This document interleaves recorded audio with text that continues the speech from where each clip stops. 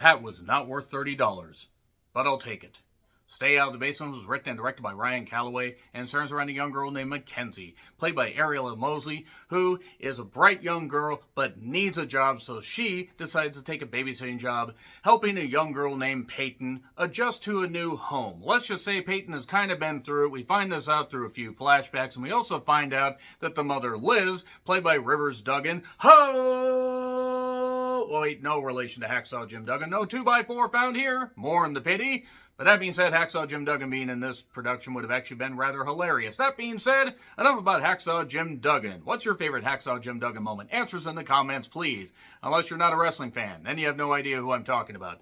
Liz basically says, look, we want you to stick around. You seem bright. You seem refreshing. She seems to already like you. And we don't have too many ground rules, except stay out of the basement. In a movie called Stay Out of the Basement. My God, movie, just let us catch our goddamn breath here. Whew. Yes, but obviously the basement is under construction, and there's no reason to go in the basement in a movie called Stay Out of the Basement. And from there, we have a horror movie. We have basically a 71-minute movie where, okay, I'm going to start by saying that the opening of this movie in a cornfield while Mackenzie is, kind of doing this dare for some money and ends up seeing this ghostly figure, that actually is all right. That's not all that bad.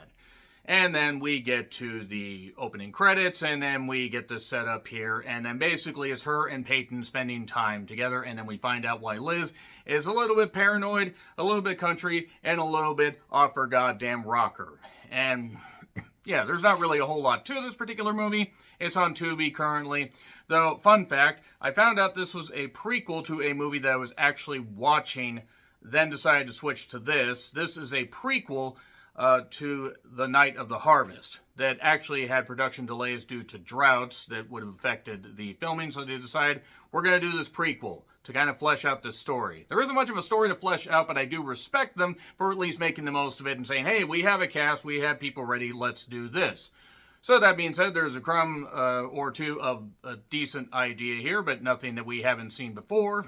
But at 71 minutes and with some scenes that just either were downright pointless or went on way too goddamn long, we then get we get a little bit of an explanation, and then, oh boy, where we thought this was going, that's where it's going, and then the movie just smash cuts to the end. That's pretty much it right there. Not great acting, even though I'm sure everybody tried, and it was what it was. That being said, opening sequence was fine.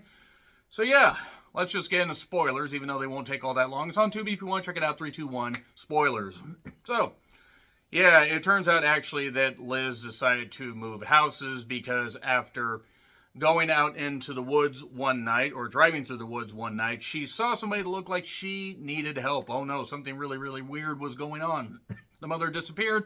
Peyton woke up out of possibly a drunken stupor. Maybe the mother drugged her. No, wait, no, she didn't do that. She's just a bright child that needed to sleep because it was midnight or 1 a.m. and you're driving your kid through the goddamn woods. That being said, Peyton manages to have her mom's phone, and she goes a few feet into the woods and finds this little altar with some Hindu words in a book and a couple candle altar things. And it turns out that there's actually some kind of evil ritualistic shit going on here. Why? I don't know. So we do get a little bit of setup with Mackenzie. She has a friend, Cammie. And they share a few laughs, I guess. There was this girl that went missing in the 80s in another cornfield, but maybe it's possible this ghost can hop from cornfield to cornfield and woods to house, because there's no real way to lock this ghost in. It kind of doesn't really make a whole lot of sense. There's a can of Pringles just right out there. Now I want Pringles, goddammit, but I don't want to go to the store. I did kind of like that there was a caption named Bouncy Energetic Music. I don't know why that made me laugh so much. So you do, compared to, where they just slam us right into whole stuff with The Night of the Harvest, we at least get a little bit more fleshing out of how Mackenzie and Peyton had some camaraderie as babysitter and the babysittee. I don't actually think that's how that works, but nevertheless. So, yeah, we get the flashbacks, we get a raspy demon voice that sounds like the person had a goddamn, cold or a nasal infection, or possibly just couldn't do a demon voice. Whatever, it's a low production, it's fine. Yeah, the mom's behavior changed since then, almost like the mother might have been possessed by stuff, but no, they wouldn't go with that twist. They went with that twist. They went with that twist, by the way. Suddenly, after it's made clear that this creature, this woman in this weird welder's mask thing or whatever, this welded mask and white dress, it kind of looks like it was out of a Purge cosplay book, is following them around, stalking them for whatever reason. Liz basically says, Peyton, you're at the grandparents' house. It's fine. Don't worry about it. You're okay. That's actually a conversation that is had, yet the house that her and Mackenzie were at, by the way, was, I think, the same house, but whatever. It's fine. Maybe they didn't want to bother reshooting that. So the mother's at the old house. And then there's this girl named Haley that's an old friend. They only apparently moved a few weeks ago, so I guess the house hasn't really been up for sale yet. Liz has not been acting right. Doesn't want to stare out the window. She tells the story about the flashback. She tried to help somebody. And all this weird shit goes on. And then Mackenzie reads some scripture to Peyton.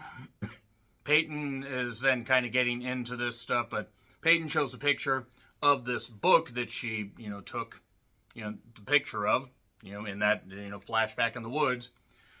And then back at Mackenzie's house, or her parents' house, because I don't think Mackenzie, even if she was a bright, young, like insanely intelligent young lady, would be able to afford a house in this economy. But nevertheless, she talks to Cammie.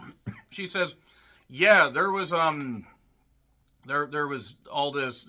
this Hindu like goddess of like evil or something. It's just something to lead to a blood harvest and everything. And yeah, that was summoned in these woods, just somewhere, or these cornfields, wherever the fuck it was summoned. It's just there somehow. Whatever, evil's all around us. Though I did find it kind of funny that there was this earlier part with a DoorDash driver that went missing. At least I think he went missing because the scene was so goddamn dark he couldn't see what was going on.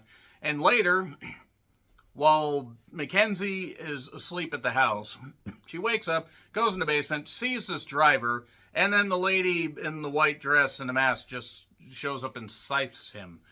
Like the scythe that she had in the... If you don't know what a scythe is, look it up, by the way.